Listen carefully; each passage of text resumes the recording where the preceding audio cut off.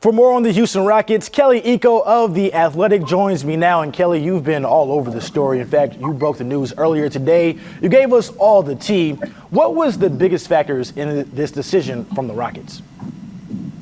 I think when you look at where the Rockets are as an organization, going from phase 1 to phase 2 of their rebuild, the kind of thing they envisioned, the future of this team didn't have Stephen Silas. And, they wanted a new voice. They wanted a new direction, and unfortunately for Stephen Silas, that did not happen. And a number of factors, key development of key players on the roster like Jalen Green, Alfred Şengün, Jabari Smith Jr., just trying to get a new voice, a new sense of direction for a team trying to go from point A to point B in a critical juncture this summer.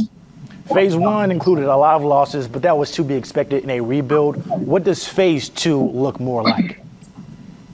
Phase 2, looks like a team that has $60 million in cap space. They have a top draft pick coming in.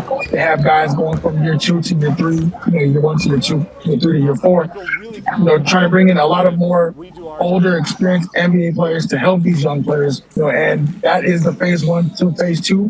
And that's why this summer is so important, because in a lot of ways they have to get this summer right, because if you don't, you only push yourself further behind the 8 ball. When he took over in 2020, he was expecting to coach guys like James Harden and Russell Westbrook. Instead, he got a bunch of young players who might not be able to even get into a local bar.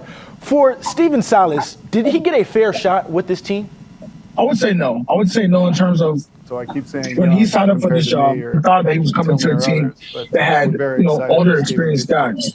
He didn't end up getting that. And as a coach, you have to be able to adapt to your players. And for 3 years, Stephen wasn't able to adapt adequately enough to his players. We've heard names already that you reported, former coaches like Kenny Atkinson, another big name like Ime Udoka, and then also Nick Nurse, who's the current head coach of the Toronto Raptors.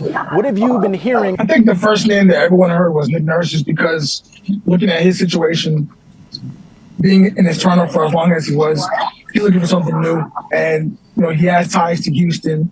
He is a guy that can develop guys. He is a guy that knows his X's and O's thoroughly. He has a championship on his resume. That makes a lot of sense.